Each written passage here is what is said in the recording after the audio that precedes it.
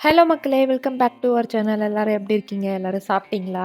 இன்னைக்கு நம்ம செய்ய போறது, அவரைக்கா வச்சு ஒரு லஞ்ச் பாக்ஸ் ரெசிபி தான். இது நான் என் பையனோட லஞ்ச் பாக்ஸ் பேக் பண்ணேன். ரொம்ப டேஸ்ட்டா இருக்கும். வாங்க எப்படி செய்றதுன்னு பார்த்துரலாம். ஒரு கடாய எடுத்துட்டு ஆயில் போட்டுக்கோங்க. ஆயில் ஹீட் ஆனதுக்கப்புறமா கடுகு போட்டுக்கலாம்.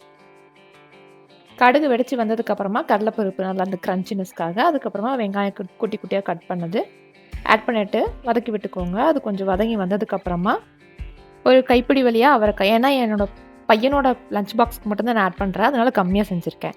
இது வதங்குறதுக்கு உப்பு ஆட் பண்ணிட்டு, நல்லா மிக்ஸ் பண்ணி விட்டுட்டு, மூடி போட்டு லோ ஃப்ளேம்ல வச்சுட்டிங்கன்னா, அந்த அவரைக்காய்லேருந்து தண்ணி விட்டு குக் ஆகி வரும். இதுக்கப்புறமா கொஞ்சம் கருவேப்பில ஆட் பண்ணிட்டு, கொஞ்சமா தண்ணி ஊத்திக்கோங்க. இது காய் நல்லா ஃபுல்லா குக் ஆகி வரதுக்கு. அவரைக்காய் எப்பவுமே ரொம்ப ரொம்ப குயிக்கா வெந்து வந்துரும். அதனால ரொம்ப நேரம் நம்ம வேக வைக்க தேவையில்ல. அதனால தண்ணி வந்து கம்மியா ஆட் பண்ணிக்கோங்க. தண்ணியெல்லாம் சுண்டி வரும்போது பார்த்தீங்கன்னா, அவரைக்காய் வந்து சாஃப்ட்டா குக் ஆகி வந்திருக்கும். இந்த டைம்ல மஞ்சள் தூள், காரத்துக்கு ஏத்த மாரி மிளகாத்தூள், கொத்தமல்லி தூள் கொஞ்சமா, கரம் மசாலாவும் ரொம்ப கம்மியா ஆட் பண்ணிக்கோங்க. 1/4 டீஸ்பூன் அந்த அளவுக்கு ஆட் பண்ணிக்கோங்க. ஆட் பண்ணிட்டு இதெல்லாம் நல்லா மிக்ஸ் பண்ணி விடணும். இதோட ரா ஸ்மெல் போற மாதிரி. இதுக்கப்புறமா சுடுதண்ணீல ஊற வச்சு நல்லா தண்ணி பிழிஞ்சிட்டு வச்சிருக்கேன். சோயா சங்க்ஸ் ஆட் பண்ணியிருக்கேன். என்கிட்ட பெருசு இருந்துச்சு. அதனால அத வந்து கட் பண்ணி ஆட் பண்ணியிருக்கேன். குட்டி குட்டியா இருந்துச்சுன்னா நீங்க அப்படியே ஆட் பண்ணிக்கலாம்.